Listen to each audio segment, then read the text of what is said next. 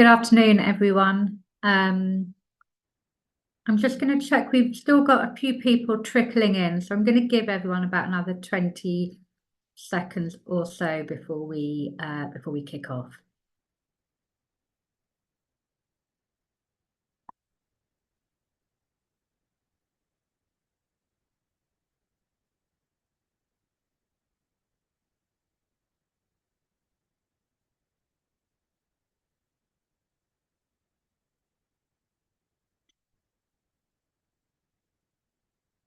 Okay. I think we've got most people for now.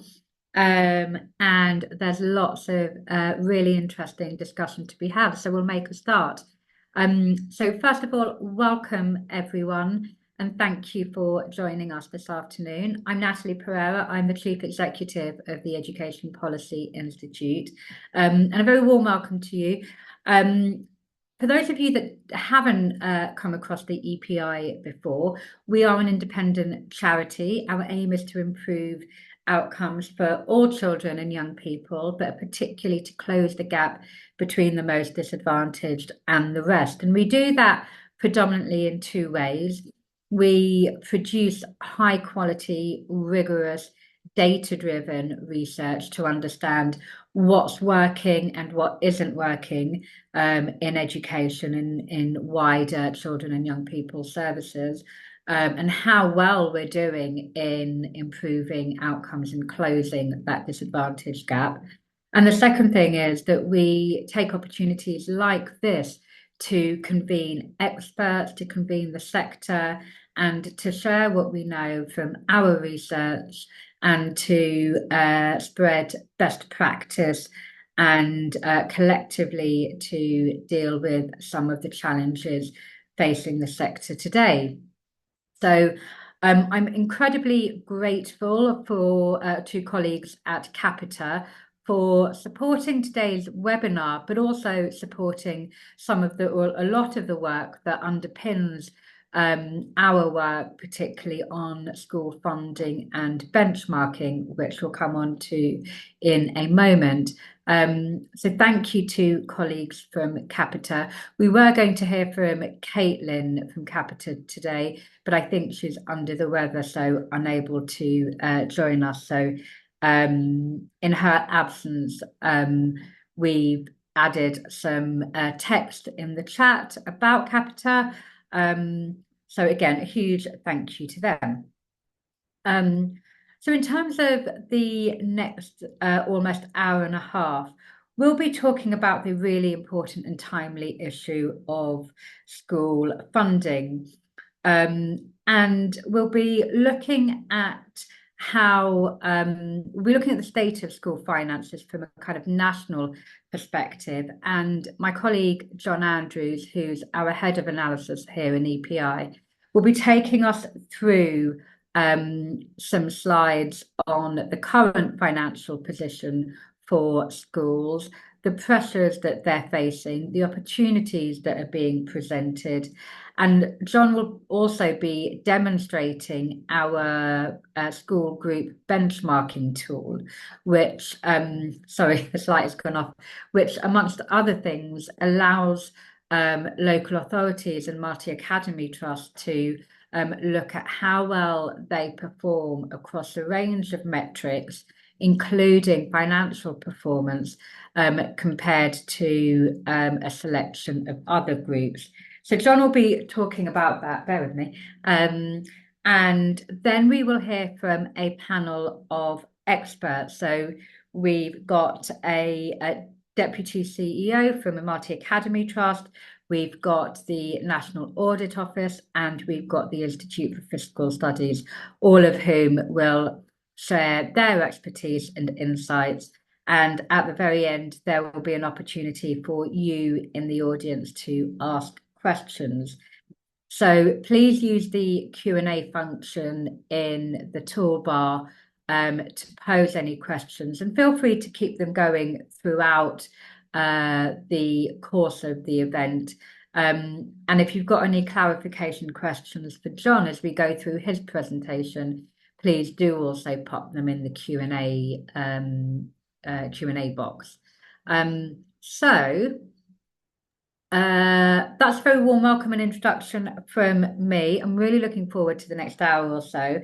And I'm going to hand over to John, who will set the scene for us a bit. So, thank you, John. Thank you very much, Natalie. So, as Natalie says, I'm John Andrews. I'm head of analysis at EPI, and I lead our work on school funding and school structural reform. And so, in this presentation, I'm just going to give a little bit of context around where school funding is at following the spending review earlier in the year, and then think that there are in the system. So, as many of you will be familiar with, earlier in the year we had the outcome of the 3-year spending review. Funding for schools was announced as increasing by 4.7 billion by 28-29. So that's an increase in the schools budget or core schools budget from around just under 65 billion to 69.5 billion. And there was some additional funding in that as well. So additional money for school maintenance on the capital budget, additional funding on skills, and money for school-based nurseries. But I'm going to focus in particular on that revenue funding element, so the increase of 4.7 billion.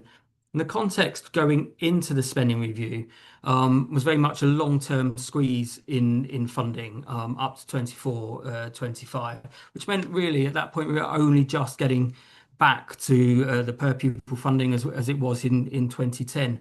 Now, school funding was a really big political issue 5 or 6 years ago. Funding hadn't kept pace with rising pupil numbers and the demands that were placed on schools. Now, to a certain extent, it was nullified as a political issue in the run-up to the 2019 election, as a government announced some pretty substantial increases. But it is still an issue because of the rising costs to schools and also how that additional funding has been allocated. And I'm going to start by just looking at the long-term picture. And Luke's on the call, and it's really thanks to Luke and the IFS that we have some really good long-term data on what's been going on with school funding over the last couple of decades. And what we look at in this chart is the average per pupil funding relative to per pupil amounts in 2010. So if we set per pupil funding in 2010 as being 100, it's relative to that, so percentage up and down. And what we can see is that there were some really big increases in per pupil spending in the decade to 2010, an increase of around 25% in real terms. But then, despite some relative protections in comparison to other parts of the public sector and indeed other parts of the education system, per pupil funding began to fall, particularly after 2016. And it remained that way until 2020, when those announcements from 2019 started to come in. But there's two things to note about where funding is at. So as I said, we're only just were only just getting back to where we were in 2010 with the funding settlement that went up to 24-25. So the big announcements that were 5 or 6 years ago now, and actually 3 or 4 prime ministers ago, we were still seeing the effects of those longer term cuts and that longer term squeeze. And the other thing that IFS were doing in the work is looking not just at the kind of a normal measure of inflation, so the GDP, but adjusting cost to reflect the actual cost that schools were facing. So things like increasing teacher pay. And if you did things on that basis, then even in 25, so looking at that pink line, per pupil spending was still below where it had been in the past.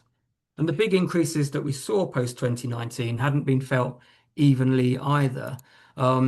And that's primarily because a lot of the funding increase was associated with this idea of leveling up funding, so bringing schools up to a minimum funding level. So you had two big changes: that leveling up policy and the national funding formula that was introduced in 2017-18. And what we see in this chart is the effect of those two things on per pupil funding by different characteristics of the school. So in here, we've grouped schools up by their levels of disadvantage as measured by free school meal eligibility, starting from the very least disadvantaged, so less than 5% of pupils eligible for free school meals, through to the most disadvantaged schools. And what you find is that the schools with the lowest rates of disadvantage saw the biggest increases. So in primary school, per pupil increases of over 8%, and the same kind of level in secondary school as well. if you're in a very deprived primary school, you still saw real terms per pupil increases, but of 4% instead. Now that's really not surprising given the policy of levelling up, because the schools that have the lowest levels of disadvantage would tend to attract the least additional funding. So the funding that's put in to reflect EAL, that reflects disadvantage, and so on. Now, at the same time, we have a widening disadvantage gap, and that gap, progress in closing the gap between disadvantaged pupils and their peers had stalled before the pandemic, and it actually got worse over the course of the pandemic. So we saw a widening of the gap. So we've got the interaction of those two things. We've got a widening disadvantage gap, and funding not necessarily being, or the additional funding, should I say, being directed at those schools. So you saw that through the national funding formula. And we also saw issues with the pupil premium as well. So the pupil premium, that additional funding that's used to raise the attainment of pupils from disadvantaged backgrounds. For many years, it was held flat in cash terms. So that was eroded away by inflation.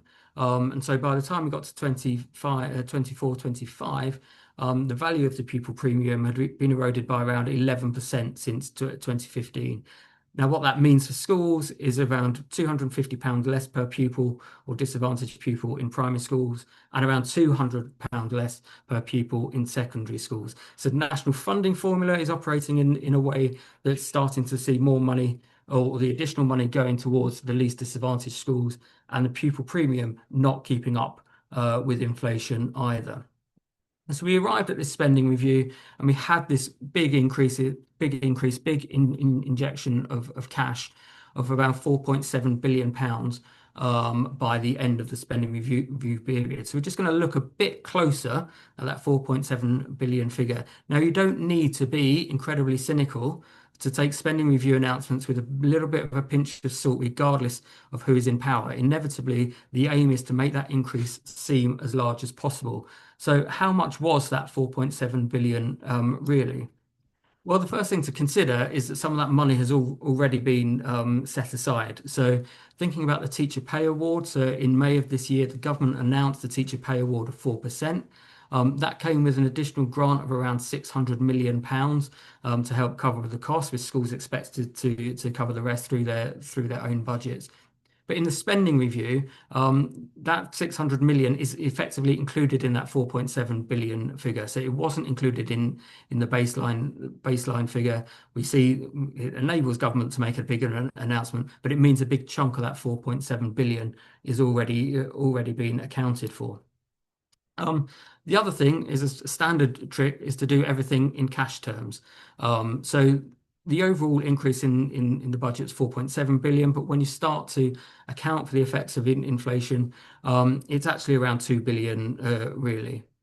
Another big expansion, another big increase in the demand on schools that we've seen or have been announced earlier in the year is the expansion of the free school meal eligibility to include all of those who are in receipt of universal credit. So that comes in from September next year.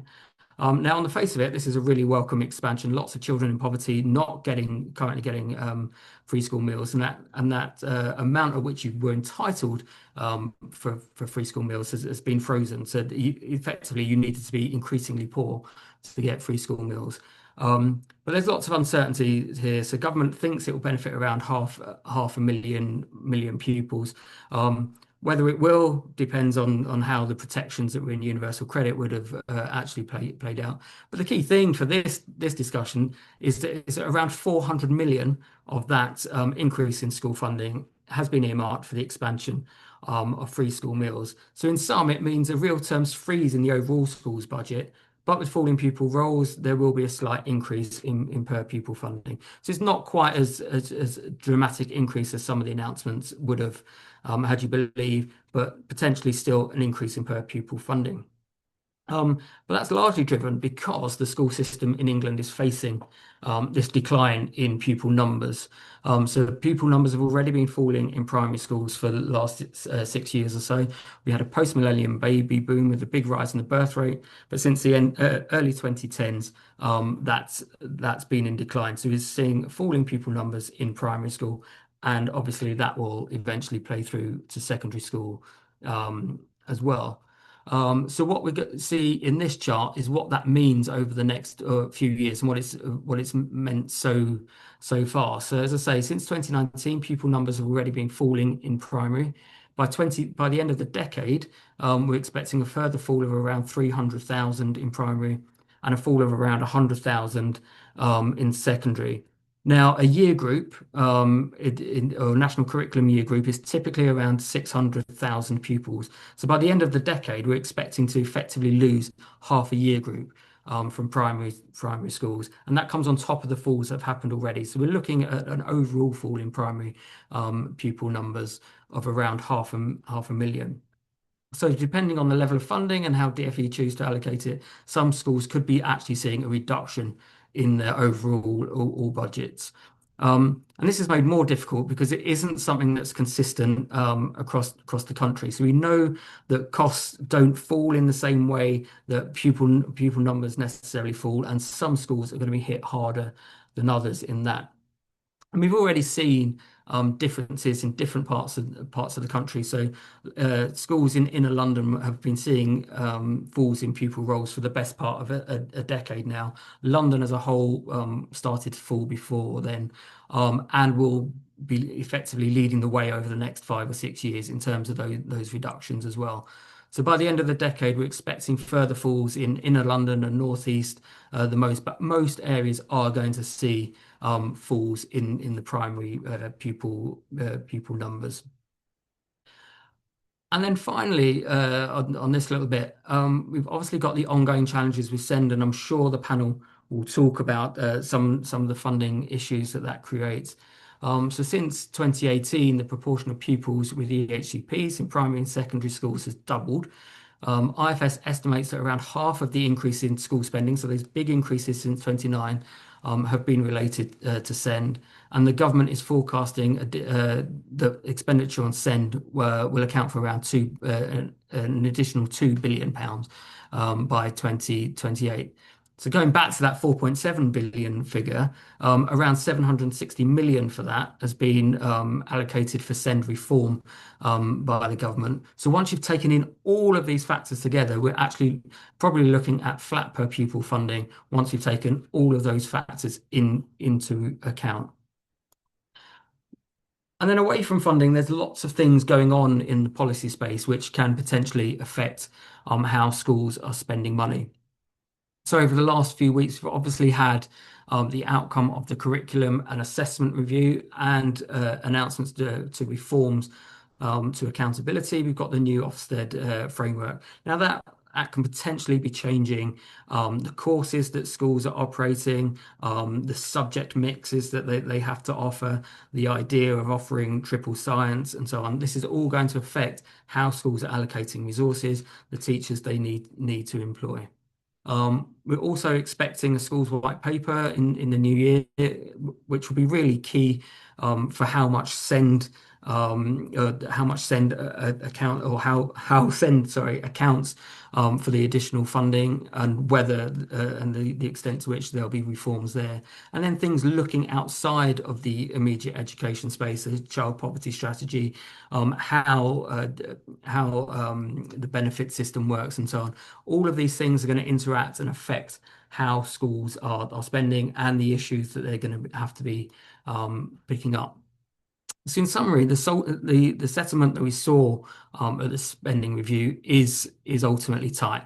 A significant proportion of that funding has already been allocated or accounted for, and meeting the needs of pupils with special educational needs continues to be a big challenge. We are in a period of falling pupil roles. That's great at a system level. We need to educate fewer pupils, but for individual schools, that can really matter. It could mean falls not just in per pupil funding, but in their overall budgets, with costs not necessarily falling in the same way. So the first year of this government in the education space was relatively quiet, but I think there will be lots and lots going on over the next year, or the fallout of things that have already been announced. And it's really important that we think in the round. So rather than just thinking of like what's the budget position, it's how all of those things are interacting. And that's really what we've tried to do with our Effective School Groups tool. This is a tool that we started developing about 4 or 5 years ago with support from organisations such as Capita. And really, it was getting at the idea of actually there's no one single measure that sums up everything a school does. So, your typical progress A or key stage, achieving the expected standard at key stage 2.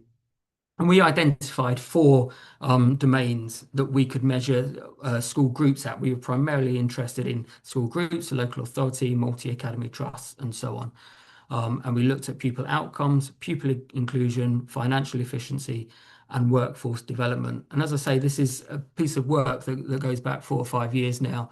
We've consulted quite widely on what those measures should look like. It's not just me and my team sitting down one afternoon and producing them. So we have engaged widely with the sector. And we've come up with a wide range of metrics across those four domains. So on pupil inclusion, things that you're almost certainly familiar with, some measures like persistent absence and suspensions and so on, but also looking at who's applying to schools, how that differs for pupils by free school meal eligibility and with special educational needs, and who's ultimately admitted to schools as well. And then on the workforce side, looking at things like teacher and teaching assistant turnover, both on an annual basis and on a 5-year cumulative basis. And then on finance, looking at financial efficiency, in-year deficits, and self-funded income. And that means that for any academy trust or local authority, you can now go online and look at their measures across all of those domains and those individual metrics, and the links at the end of this presentation, and we'll share it as well. But the really key thing is that you can get to see not just an individual measure, but where a MAT or a local authority fits into the national distribution. So on these charts that are in the tool, we plot where a MAT or local authority fits in a decile on the basis that the further out you are, the better you are. Now, in theory, on some measures, that's quite obvious how you would do that. So on key stage 2 attainment or progress at key stage 4. Other things, it's not quite so clear cut of what direction is the best. So things like workforce turnover, that can be a very negative sign of how a MAT is operating, i.e. it churns through a lot of teachers. But it could also be them getting to grips with what the structures in a school should look like as they take them over. But on this, on our charts, we plot further out means you've got a lower teacher turnover. So on this chart, we've just taken one relatively large MAT. And we can see on that they perform particularly well on Key Stage 2 attainment, reasonably well on SEND admission score, not so well on the preference score, but then a bit lower on teacher turnover. So they are achieving high results, but they are getting through a lot of teachers. And then what we can also do is plot other MATs at the same time, MATs or local authorities, I should say. And so you can directly compare a MAT with another MAT or with a local authority. And what we've tended to find when we've looked at this is that we can't really identify too many groups that are great on everything. Like every MAT has an area in which they have strengths. This is hopefully enabling them to start identifying other MATs that perhaps are a bit stronger and potentially starting discussions between them. Like I say, all of this is on our website.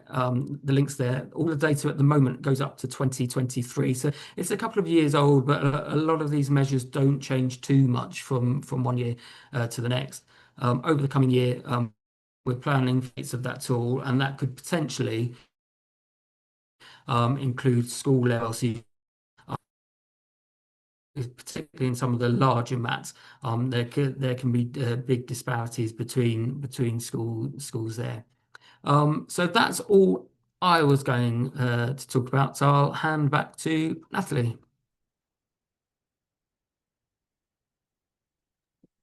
Great. Thank you so much, John. And we popped a link into the chat where you can access the benchmarking tool directly. And as John said, we will be updating that into next year as well with the latest years of data. But I hope it gives you a good, a sort of sound understanding of where your multi academy trust or your local authority or other formulation of school group might be and how it compares to others. John, before we move on, there is a question for you, which also Luke might pick up later in the panel discussion too. But Benedict asked or says that in the last IMP benchmarking survey, there seemed to be greater surpluses in maths with higher FSM ratio for the second consecutive year. Is the issue in high FSM areas a funding issue or a recruitment one? Any other suggestions? The financial struggle really seems on schools on the minimum funding with no increase. So any views you have on that, John, before we move on would be great. Yeah, I mean this is a really important point, and actually I've been challenged on this presentation before because it can give the impression that FSM, the schools with high levels of disadvantage, are the ones that are going to be struggling the most because of how things have changed over the last few years. But we do need to remember that schools with high levels of disadvantage do still get funded at a much higher rate than other schools, potentially have more flexibility in their budgets, therefore in what they're going to do. So I don't want to give the impression that the challenges in the system are a disadvantaged schools challenge. I think it potentially applies everywhere. There are challenges in disadvantaged schools that are more pronounced, issues with attracting teachers. And so thinking about, whether we pay teachers more to be in high disadvantaged schools, so therefore justifying some of the additional expenditure. But some of these pressures are going to be felt across the board. Great. Thank you so much. And if any of the panel members have views on that question, do feel free to come in later on too. So we'll move on now to our panel, and thank you again, John, for that. I'm delighted that we are joined from three experts from bringing three very different and important perspectives on school funding. We have with us Emma Wilson, who's Director of Education Value for Money at the National Audit Office. And you will have seen over the years, the NAO have produced incredibly important and timely reports on school funding and on high needs funding as well. So well worth having a read of those reports. We are also joined by Luke Sibieta, who is a research fellow at the Institute for Fiscal Studies, and as John said, has done some groundbreaking work on the trends and allocation of school funding over the years. And finally, we will hear from Philip Cranwell, who is Deputy CEO and Chief Financial Officer at the Echo Trust, which is currently a group of 13 schools, but will be merging with another Marty Academy Trust. So we look forward to hearing more from Philip about what led to the decision to merge with another trust in a moment. So each of the panel will make some opening remarks for a few minutes, and then we will throw it open to all of you in the audience to ask questions, to share perspectives as well. So if we go Emma and then Luke and then Philip. So Emma, a very warm welcome and over to you. Yes, thank you, Natalie, and thank you, everyone. It's good to be here this afternoon. So, I mean, just for a bit of context for those that don't know, so as Natalie said, the National Audit Office, our kind of statutory role is to hold government departments to account for how effectively they spend taxpayers' money. On the back of that, we don't audit or evaluate schools. We don't have access to kind of their kind of funding arrangements. But what we do is look at how DfE and government oversees and leads the system effectively. We don't look at policy. We don't say what is a good policy or a bad policy, but we really look at how that is implemented in an effective way to ensure value for money. So just to kind of on the back of that, some things that we've seen that it's kind of useful and valuable for policymakers to think about when making decisions that impact schools. I'm just going to touch briefly on three things. Firstly, what we've seen and what DfE could do more is make sure that its policies are based on evidence, so that the budget is available, is spent in the very best ways to improve impact and outcomes for all children, which I'm sure is music to EPI's ears and the core kind of premise of kind of their kind of background kind of research. And we've really seen from the background of work, where that has not been the case. In a couple of our reports in the last few years, for example, we pointed out the value of early intervention. There's a lot of evidence to show that, for example, on SEN, intervening early when needs are presented has some real beneficial impacts. But then also what we found is that DfE doesn't have any processes or funding incentives in place to actually encourage that early intervention across schools, as one example. Just another example is the report we did last year on supporting educational outcomes for disadvantaged children. Here we drew together, the DfE didn't have their own list, all of the interventions and policies it had to support disadvantaged children. We came to about 15, 16, which resulted in £9.2 billion a year spent across that group. We found there was no evaluation strategy or anything that kind of helped bring all that together to help them identify and steer and support schools spending money in the most effective way. I was really interested to see the chart that John pulled up earlier and looking at how pupil premium had obviously kind of fallen in the last few years. We drew that out in our report, but what we also did is map that against the national funding formula. And what we'd seen over the same period, whereas pupil premium had fallen 3% in real terms, the deprivation elements of the national funding formula had increased 10%. But actually, the department doesn't have any real evidence that actually those elements of the national funding formula really work at improving attainment of disadvantaged children, whereas there's good evidence for the pupil premium working effectively. So why reduce one and increase the other? And we would challenge the department of kind of the evidence that they have in terms of kind of making those kind of policy decisions and to shift. And I think just one of the things that I want to mention as well is that for the department to be able to build this evidence, it obviously needs to do a kind of valuations and so on, but it also critically needs information from schools on the school sectors to be able to make those decisions. And that's something we kind of pointed out on school buildings as well, where we found that the department had good information on the maintenance side. But when we last reported on that back in 2003, I think they only knew about RAC in 42% of schools when we reported. But a few months later, they knew about 100% of schools and had a whole program of support around there. So that information is really critical for policymakers as well. Quickly, the second thing that I think is kind of really important for the policymakers to reflect on is that what we've challenged them to do is to be very bold and actually make system, they're not looking at school sectors, but DfE is responsible for looking at the system as a whole. They're responsible for the whole system of funding and support kind of works to deliver outcomes. Two aspects of that on SEN, we've very clear recommended a system reform, and that isn't just schools, but that draws in wider government parts as well.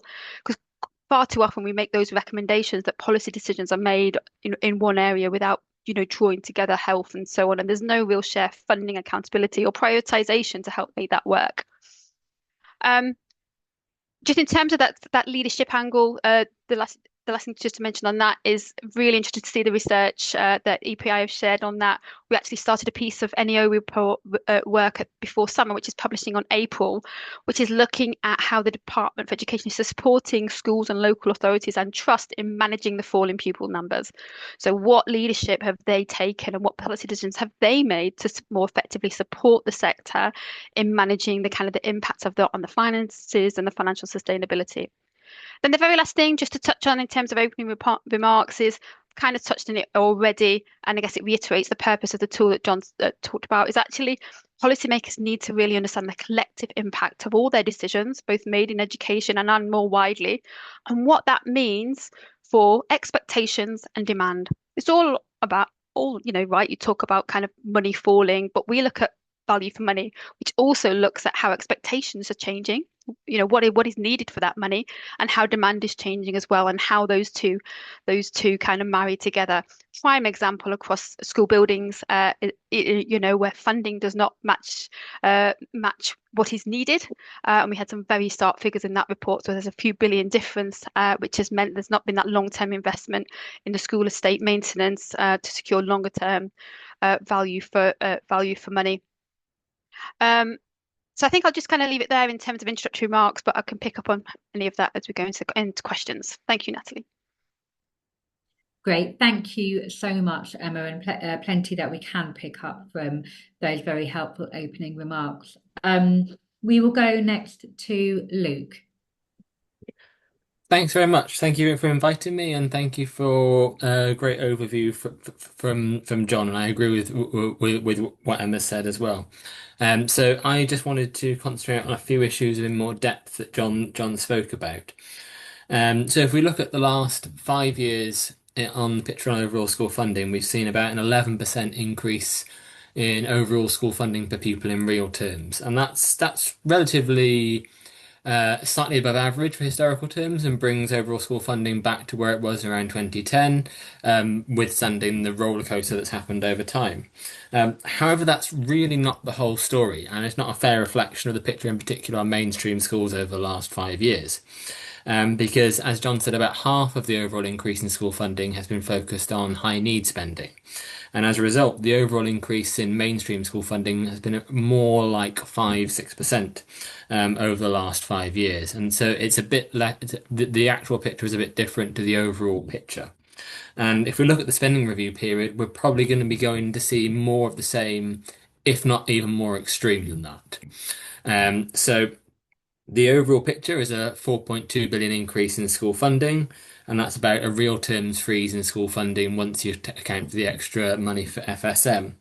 However, according to our own forecasts from IFS on high need spending, we forecast that spending on high needs will rise by somewhere between £3 and £5 billion over the next 3 years.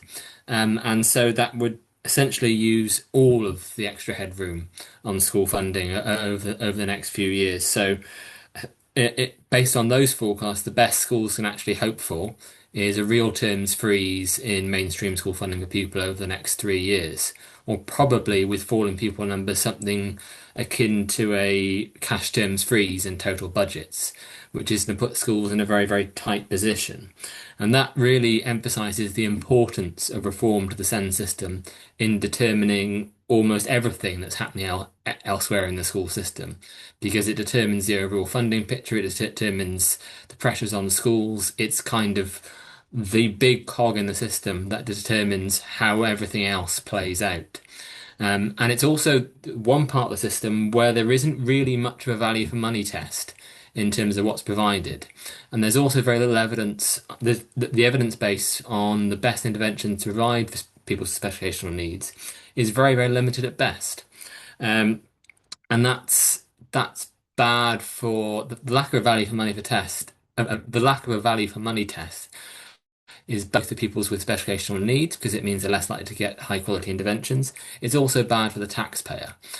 So reform to the SEND system is going to play a crucial role. The second issue I wanted to touch on, and Emma's already spoken about, and John's already spoken about, is demographic change and what's going to happen.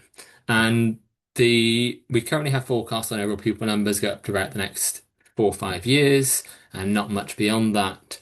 The ONS has also done its forecast of the overall child population, and that's important because and those are showing a fall in pupil numbers. However, what we really want to know is the pupil population going to carry on falling after that, or is it going to stabilise and come back up again?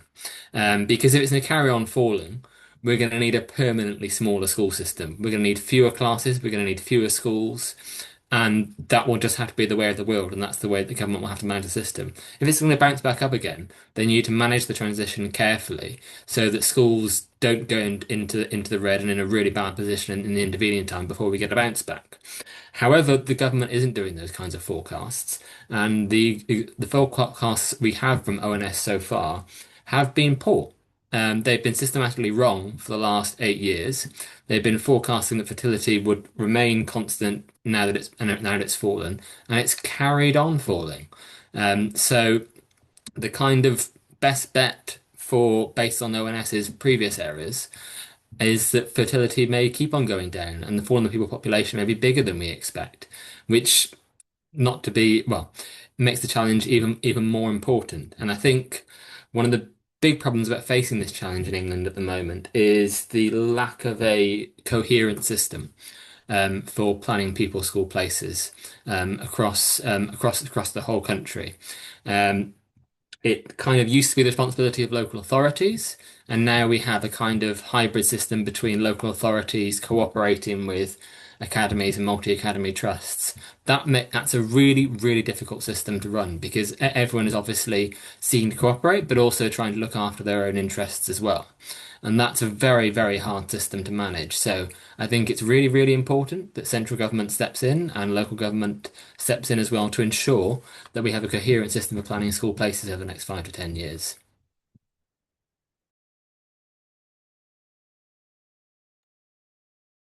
Great. Thank you, Luke. Brilliant as ever. Um, and colleagues, do remember to put any questions for the panel in the Q&A box in the toolbar below. And last but certainly not least, and I should say that Philip has stepped in and very kindly agreed to do this panel with about an hour or so's notice. So we're extremely grateful to you, Philip, and we're really looking forward to hearing from you. So a very warm welcome and over to you. Thank you. Yes, I'm Philip Cromwell, Deputy CEO and CFO of Echo Trust. And I thought it might be useful to share some characteristics of our trust, because as I was watching John's slides, I was thinking, yep, tick, yes, tick. So we're 13 schools. We have 4 schools in Suffolk. We have 3 schools in Brighton and 7 schools in East London.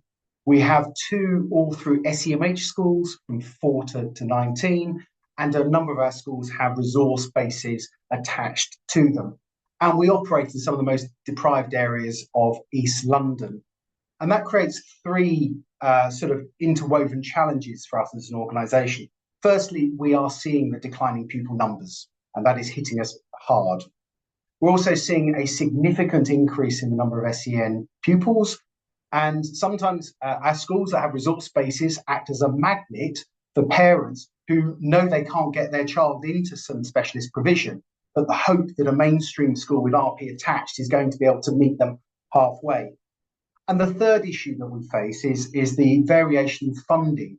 We operate across 5 local authorities from East London, Suffolk, and Brighton and Hove. And that creates some real challenges for us around decisions around distribution of that funding versus the local democracy that has led to those funding formulas. We have, the last count from the DfE data, in Key Stage 2, 49% of our pupils at Key Stage 2 were disadvantaged, one of the highest in the country. So that triple whammy that will be very familiar to all of you, I think, on this call, has created some challenges. Now, we have managed for the last 4 years to have surplus budgets, and we're forecasting a surplus budget for 25-26. And I often find myself wondering, are we victims of our own success? Has government got so used to the school sector in its ambition to be inclusive and supportive, finding solutions to these funding problems? And the reason for the merger, fundamentally, was to increase the breadth and depth of expertise needed to support our schools in this ever complex landscape. And so as we go through and questions, I'll talk a bit about some of the things that we have done to enable us to be in this financial position, but also what we see the future looking like for us as a trust.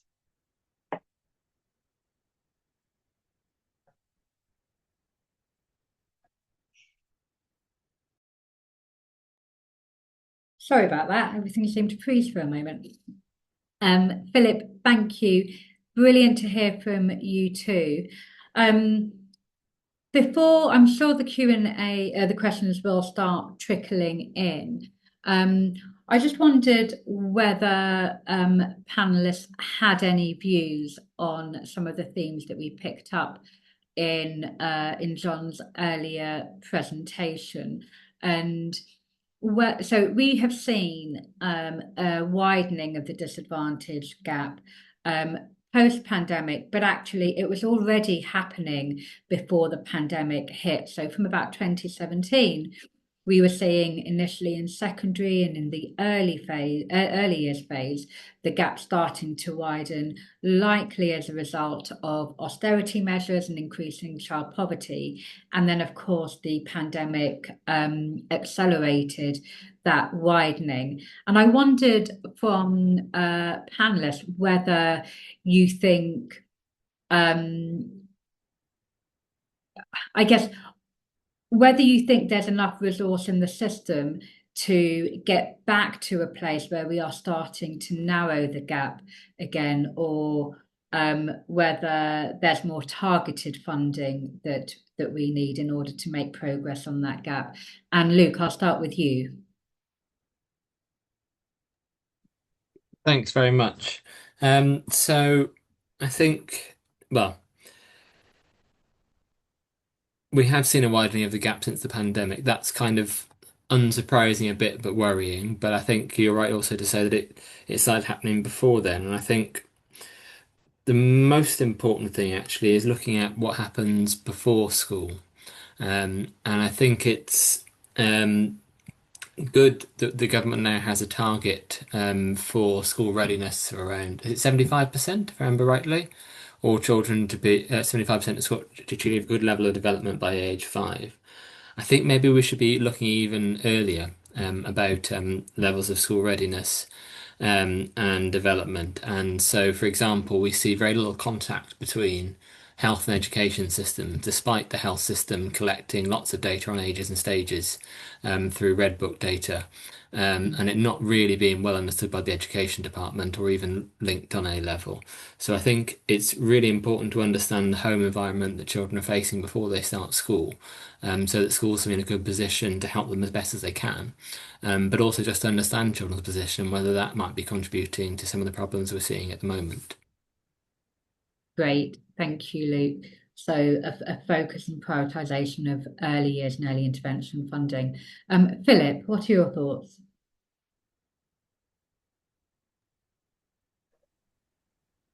I think the reality is, and you highlighted the impact of pupil premium funding, reductions there. I think for me, the challenge is around this concept of notional SEN. We as a trust with a high proportion of children on EHCP have a high notional SEN, and that's often misunderstood to mean that means we have more money.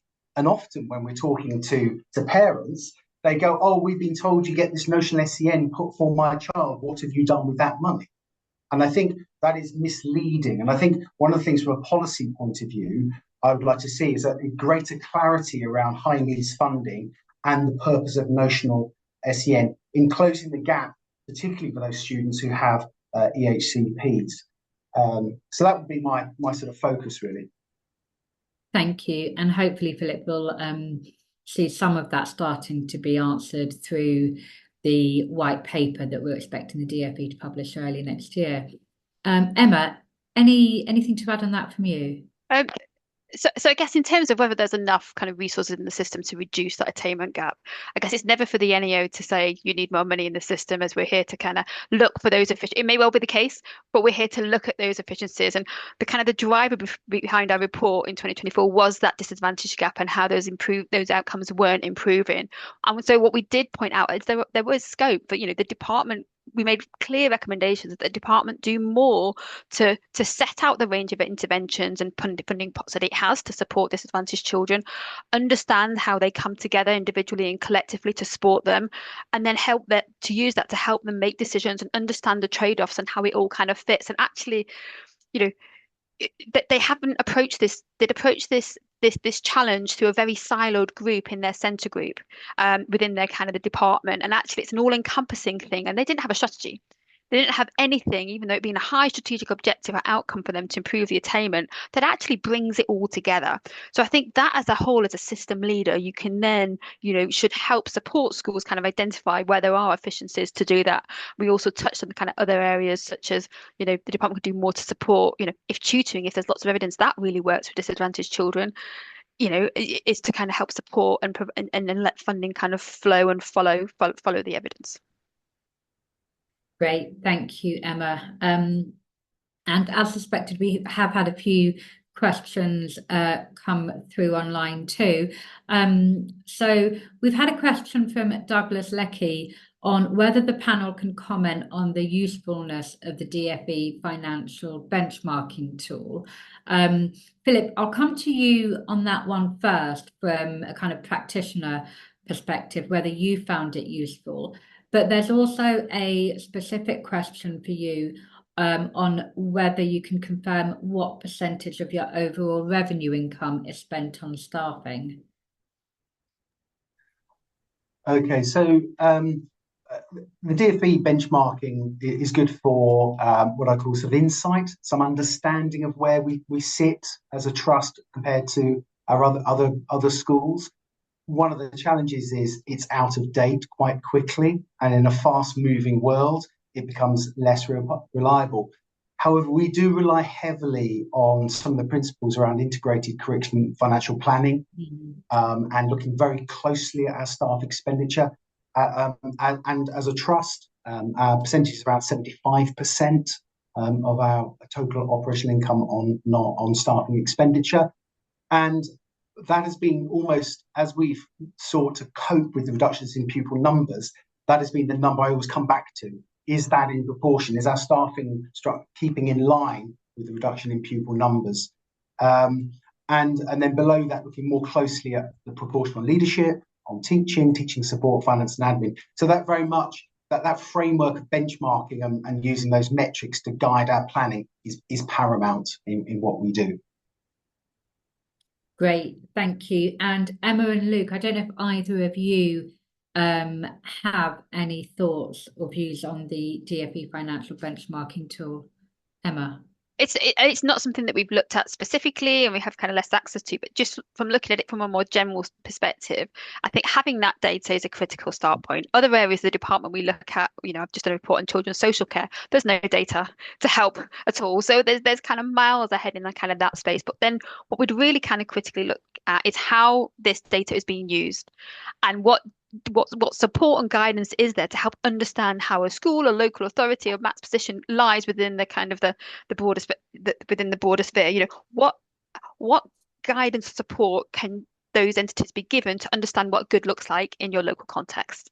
And I think that is the bit from a core data set that might be missing, but you need to have conversations around. Great, thank you, Emma. And Luke, anything to add on that? Nothing specific. I think Emma's right to say it's how it's used that matters more than anything else, or how it's misused. So I think it's important for schools to understand their financial spending and how that compares with other schools in similar positions. I think when you get into situations where government says, well, there are X% of schools spending this amount on administration compared to you, therefore you can make spending cuts of X. I'm not sure that's a very good use of that data. Great, thank you for that. And then we've got a question about the new, sorry, my screen is playing up and I can't scroll back and forth. I think it was about the new work experience entitlement, and what your views are on whether that will have an impact on school financial pressures. So interested in your views on that. Oh, sorry. Emma, shall we go to you first? This isn't something we specifically looked at, so I'm not sure be best placed. It may be Philip and Luke. No problem. Sorry, were you going to say something else, Emma? Okay, great. Philip. I have to confess, I don't know that much about it. It's not something that's a priority on my list right now when I'm trying to set budgets. So I don't think I can comment on that, I'm afraid. And apologies if that shows a horrific ignorance, but I'm not familiar. I'd rather be honest and say I don't really understand the issue there. I think that probably speaks more to the policy itself and the traction and impact it's having so far. Luke, anything to add? Nothing specific, although it's worth noting that we IFS have a new report out today looking at post 16 funding in particular, which shows that Actually, there have been actually quite substantial increases in 16 to 19 funding over the last 2 years, more than we expected. And so that will provide some support for placements for people aged 16 to 19 as well. Really helpful. Thank you. I wonder if you might put a link to that in the chat, Luke, particularly for the person who asked that question. We've got another question from Benedict. She says there are more effective SEND funding models in some local authorities, such as the cluster model being implemented in about 15 LAs, including Kirklees and Southampton, with great feedback from parents, school leaders, and local authorities. And then she asked, why are these not being properly evaluated so that they could perhaps be scaled up? Now, of course, the person or the organisation that is best placed to answer that is the Department for Education. But Emma, I wonder from an NAO perspective, do you tend to look at examples of innovative practice and encourage better evaluation and dissemination of those? Yep. So I think we goes back to my earlier comments right at the outset. The department is the system leader and they have overarching accountability for how it all kind of works. And for us, a core part of that is understanding the challenges and but also then identifying those areas of good practice, innovation, and kind of sharing where they're most applicable across the rest of the sector. And just so you drew out our kind of that that you made reference to SEN. So on our last report on SEN, which we published just over a year ago, there we made a very specific recommendation. So we recommended that DfE undertake a specific exercise drawing on local authority insights to identify and share opportunities for efficiencies. That is like word for word what we recommend because we found exactly that kind of issue. And kind of your question kind of gets across our kind of bit of frustration that we quite often make these recommendations. So we actively follow up that recommendation. And actually, I'm quite interested to pick up that specific example, Benedict, that you raised there as when we follow this up. So those are kind of questions that we can ask. So definitely something that we look for is an expectation, and definitely an area where we've found there could be improvements, and we've recommended the department improvement, and we'll be following that up. Great, thank you. And while we're on the topic of SEND, I'd like to ask all three panelists, and I think Philip touched on this a bit earlier about the issues with the notional SEND budget, but we do have the white paper coming up. The DfE say they are very much in listening mode, and that's partly why we're seeing this delay to the white paper being published, because I think they are doing more listening between now and the spring. But what are the kind of or what's the one or two things that you think they need to do in order to tackle the arguable crisis that is SEND funding? And Emma, while we've got you on screen, I'll start with you and then I'll go to Philip and then Luke. So we actually did an internal exercise of just a few days ago where we looked at, looking at the delays and kind of what that meant for some of those really big significant challenges that we set out in the report. And the kind of the two things that are, our recommendations are contingent on the, being announcements in the white paper. So the first was on kind of clarifying what is meant by inclusive mainstream education, setting out what that means practically, setting out, is that something you can define or something you can't define? So actually just finding clarity. It's been talked about for, even going back 10 years from when the first legislation was, but it's not a new thing. But, has that changed? What does that mean? So I think that was the department can't address our recommendations without providing that clarity, which we've heard is in the white paper. They also can't address, we made a very clear recommendation that it looks at system reform and how the whole system hands together with how responsibilities and accountabilities are shared across, health, local authorities, DfE, schools, etc. And I think that's the other thing that we're looking for, that, they won't be able to implement that recommendation until they're clear.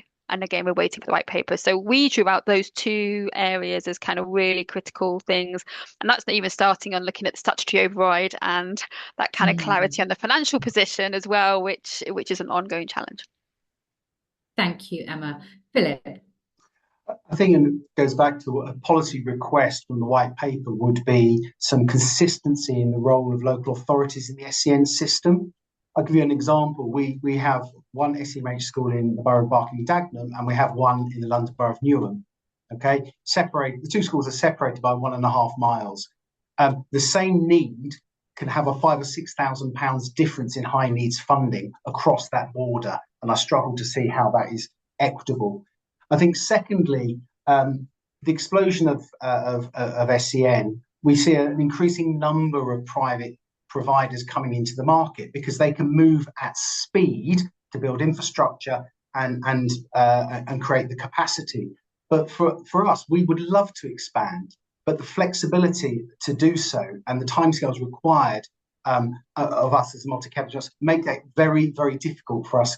I would see there's not going to be any more money for SEN after the budget, but what I would love to see is that money being directed back into the people who are best placed to provide that provision, and simplification of the systems to allow multi-academy trusts that already are in that sector to expand to meet that need.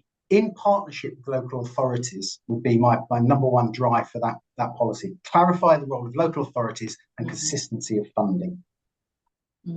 Great, thank you, Philip. And Luke, over to you. So I think, to put it bluntly, the government needs to make a choice. So without any reforms to the system, what we're going to see over the next few years is going to be a 3 to 5 billion growth in spending on high needs, and that those are our own forecasts that accords with the county council network done by Ipsos Partnership. So I'd be fairly confident predicting that's what will happen without any reforms to the system. The government either needs to say, we're going to increase funding by even more than we have already and meet those spending forecasts, in which case the financial pressure in the system will be relieved, or it needs to say, we're going to slow the growth in spending. It doesn't need to say we're going to cut spending. It just needs to say we're going to slow the growth in spending by implementing a more efficient system. Doing neither would be fiscally negligent. We're in the situation whereby government, us and the IFS, Ipsos Partnership and the CCN are forecasting really fast growth in spending that's going to lead to deficits in 10 to 20 billion pound range. That is not a sustainable position. The government needs to make quite a clear choice here. Thank you, Luke. And sorry to press this, but what options do you think the government has to slow growth in spending? It doesn't have that many options in the near term, to be frank, because if we look at the forecast of what's likely to happen, so according to our own forecast, the number of pupils with EHCPs will grow from around 5% of pupils now to around maybe 8-9% of pupils by 2029. Running a system whereby nearly 1 in 10 pupils have their provision set out and determined by an EHCP is an incredibly expensive way to run a system, and it's getting to the point of almost impossibility as well, given the way these things interact as well. So the only logical solution, to be frank, is to have more support provided up front, so that mainstream schools can provide more support as a matter of course. Doing that in the short term is incredibly hard. Convincing parents it's in place is incredibly hard. So the choices are not enviable, and it's not a crisis of the current government's making, but it certainly does need to make a choice. Thank you. So we go back to this point about investing more upstream in a child's life. Okay, please keep your questions coming in. We've got about 20 minutes before we wrap up.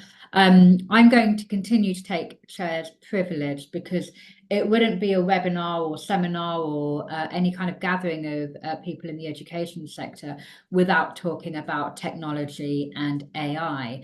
And I wondered what the panel's view is on the opportunities and risks that AI brings to particularly to education funding. Are there ways that it can be better used to create efficiencies, or are the risks outweighing, or do they have the potential to outweigh any benefits? Philip, I'll come to you first.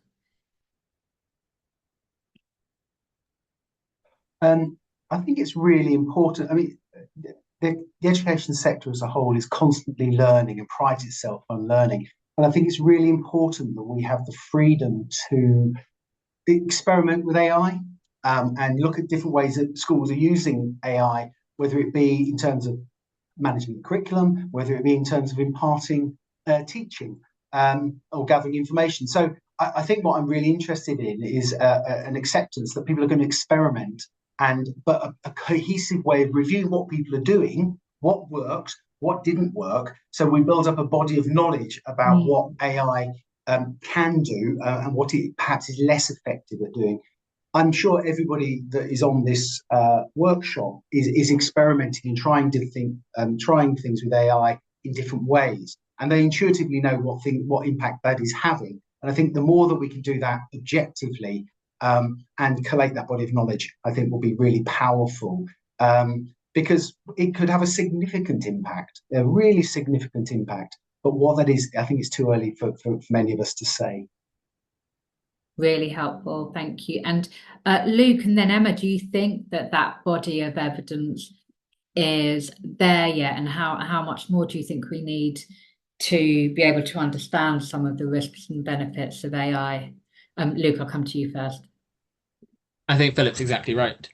We still don't know what the best ways to use it are. I think most of the evidence I've seen so far actually fits with most aspects of what we know about knowledge. To be fair, it's that it's most useful for things you know lots about already. I find AI is useful for things, for helping me with programming. I find it useful for finding elements of literature. I don't think it's very useful for things I don't know much about. And I think would be my educated guess about how we'll use AI. It'll be for things that we're already quite expert on, where we can benefit from time-saving devices. Thank you. And Emma? Yeah, so we haven't done anything specifically on the use of AI within the kind of the education space, but have looked more widely across the government as a whole in terms of how it was addressing that. And when we reported on that kind of last year, that we found that it wasn't widely used across other kind of public sector delivery spheres as well. But actually, one of the things that we pointed out was actually to achieve those kind of benefits, it would require some significant change. But I think what that kind of means for the education space is that, that there needs to be a clear purpose and value for using AI. It's not just because it's the buzzword and it's what we should be doing and we'll tick that box, but actually how can this make a process more efficient or valuable, and be really clear on what that is. The second thing that we will be looking at when we kind of audit this at some point in the future, which I'm sure we will, is the extent to which that department, schools, local authorities are kind of taking a structured approach to innovating, taking risks, trialing in a very considered way, test and learn. Is kind of very structured, and then you can share and reflect on that, involve your approach, and share those lessons kind of more widely across England. But I think there's so much to learn from internationally as well. So I think when we do pick up, the first thing we're going to do is ask the department, what are you doing? How are you learning from others internationally as well? Yeah, really helpful. Thank you.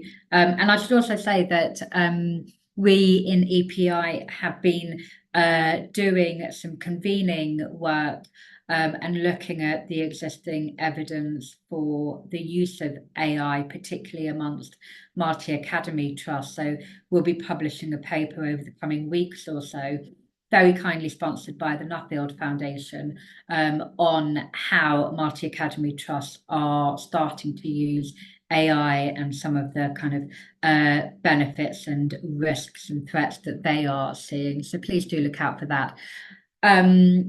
Right. There's one more question in the chat, which I'll have a quick look at. Sorry, Natalie, I was just going to add something else, if I may, just please, on that. I think it's also from a policy point of view, it would be good for the DfE to take a global view of technology. So right now, the cyber essentials and the requirements there are taking a lot of time and investment, and a focus, which means there's less time and effort to focus on the other demand around AI. There is limited bandwidth within the system to do all of these things. And so a succession of policy announcements and aspirations make it quite difficult for multi-academy trusts and schools to juggle all of these things. Because actually, I'm going to get in more trouble if there's a cybersecurity breach than I would for a failure to adopt AI in an exciting way. And that's the practical reality of many of my colleagues in the sector. And so I think if that's why the body of knowledge is really important, and also that funding, test projects to gather that knowledge, not relying on individual trusts and schools to try and find their way through this. Yeah, absolutely. I'm going to come on in a moment to teaching and teachers and how we ensure that we've got incentives that prioritize the best teachers in the most challenging areas.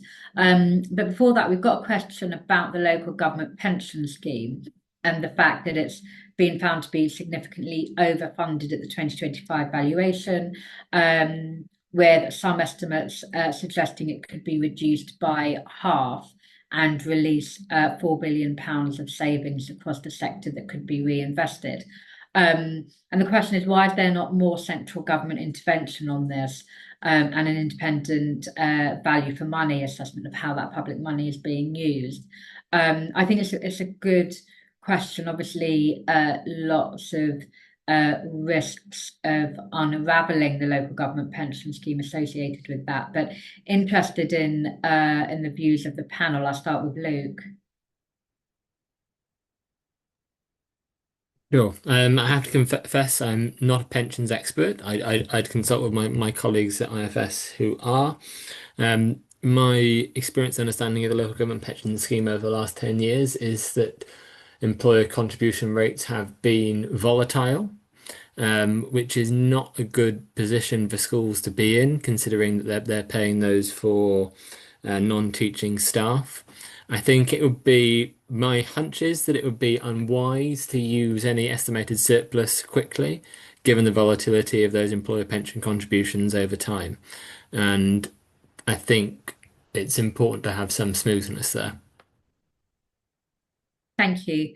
And Emma. Yeah, similar to Luke, I'm not the pension expert, unfortunately, but we are doing a big starting some work thinking about this. So probably 18 months time will be in a much better position from an NEO perspective to answer. But one of the things I would like to share is that when we did our report looking at teacher recruitment and retention across secondary schools and FE colleges, one of the things that we pointed out was obviously the strategic importance of pay and how much of a driver that is. But one of the things, interestingly, when we had the Committee of Public Accounts session, so where the MPs held head DfE seniors to account for the findings in the report, one of the things they really picked up on, and interestingly so, was okay, so what is the value for money of pay? What is the maximum we should be paying for the kind of the outcomes achieved? And they asked very similar questions in terms of the pension. So, what is the kind of the relative value for money of your pay, your pension, and all the other interventions that you have that are there to support and drive teacher recruitment and retention? And actually, what we haven't seen is the department have a holistic assessment of what the kind of the relative value each of those kind of pots and levers are to know what it should be flexing. Thank you. And Philip, anything to add on that point about pensions before we move on? So, I mean, from my perspective, we just seen the first of our local government pension schemes announce their new funding rates from April. And I've just did a very quick calculation to say how much better off would we be. And for a pair of schools with a combined income of about £4.5 million, we're going to be about £35,000 a year better off. So one TA. So all these headlines and these big numbers just translate down into very small amounts of money in hundreds of schools. I think we think as a trust that the more of our staff that are in the pension scheme, the better. We do a lot of work to try and communicate the benefits of being part of the pension scheme. And in fact, we've just launched, and will be happening in January, our first ever pensions week, when we'll be promoting the value of pensions, because regardless of contribution rates, it is a really good reward for staff. What we have found, and goes back to some of the flexibilities around being a multi-academy trust, one of the most impactful things we have done is introduce an SEN allowance for support staff in our two SEMH schools. like their teaching colleagues who get an SEN teaching allowance, we've introduced the support staff. That has had a dramatic impact on our retention of staff and staff morale. We did it as a 2-year trial, but we're 1 year in and we're already committed to rolling it out. And we will probably also then use that with staff who work in our RPs in our mainstream schools and those who work with our most vulnerable children. That is going to have the biggest impact on retention, alongside an attractive pension. But when you're in your mid-20s or early 30s, that looks a long way off, and under government policy, probably increasingly long way off. But so support pensions, but look at other ways that you can improve retention of staff. Yeah, thank you. And probably the final question for the panel about teacher recruitment, retention, and I suppose deployment. We know that schools in disadvantaged areas struggle more to attract and retain good teachers, particularly when we think about areas outside of London and when we think about some of the subjects in highest demand, including STEM subjects. EPI has long recommended targeted pay incentives for teachers to work in those areas, and the government has adopted that. Sorry, this light keeps going off. The government has adopted that to some degree, and I wondered whether there are other things the panel thinks the government should be doing in order to improve recruitment and retention in those more challenging areas. And Philip, we'll start with you. That's a really, really, really good question. I mean, ultimately, you retain teachers because they feel part of a team, they feel supported, they feel like they have confidence in their leadership. Otherwise, the variability in retention rates between different environments would reflect the difference of circumstance. I honestly believe that it is around the financial aspect is one part of it, but actually it's about professional development, the opportunities to move between schools, to flex your career, flexi working, obviously, use of sabbaticals. I think there's a whole range of different tools that many of the people on this call will be already using. And I don't think there is one or two sort of silver bullet measures. Thank you. Luke. So I agree with the approach of having more targeted payments for disadvantaged schools and for teachers in shortage subjects. But I think it's also important to see their limits as well.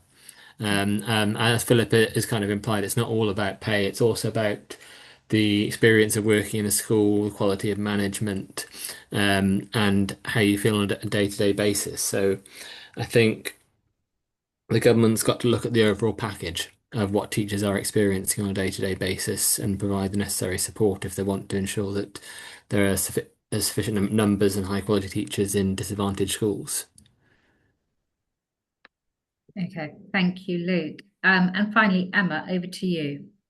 Yeah, so as part of our report on teacher recruitment retention earlier this year, we pulled together kind of all of the interventions that the department had kind of in place to and funding pots, etc. So there was over 20 different kind of, whether it's specific target retention incentive payments or so, and of those, 56% of those involved kind of paying teachers a bit more, or paying them a bonus, etc., for working in certain areas, with 44% non-financial, so improving their kind of career framework or their kind of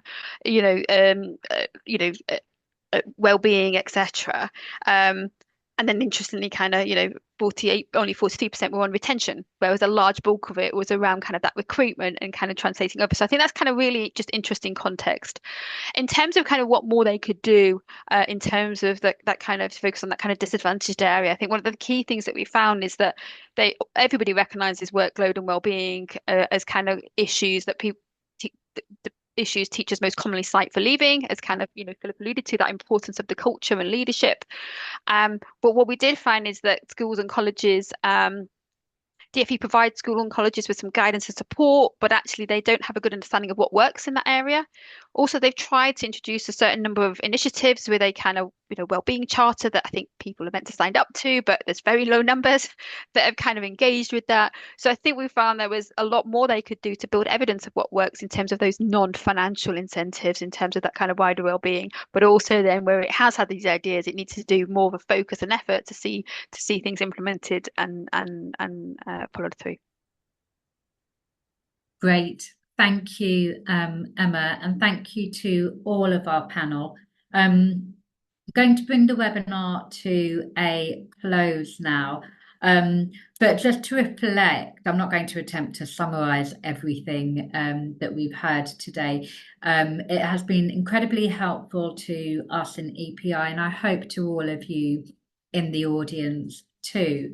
I think I take away from this kind of confirmation that there are no easy answers or easy choices to be made, particularly when we find ourselves in the fiscal position that we are in. But certainly, I think there is agreement across the panel that early intervention and targeting of resources is key, particularly when we think about how to tackle the big challenge that is the growth of SEND prevalence and the widening of the disadvantage gap. And importantly, we need to improve our understanding of what works, as we've just heard from Emma, and to continue to build the evidence base of what effective policy and practice looks like and how can we scale that up and disseminate it across the system. So a huge thank you from me and my colleagues in EPI. Thank you to our panelists, to Emma, Luke, and to Philip, to everyone in the audience, and to Capita for their ongoing and very kind support of this important work. And as you will have seen from the chat, we will share the slides and recording with you, presumably over email, but do also continue to follow our work on EPI via our website and social media channels. And if you have any questions, please do feel free to get in touch with the team here. But otherwise, thank you very much and enjoy the rest of your week. Bye. Thanks, Natalie. Thank you.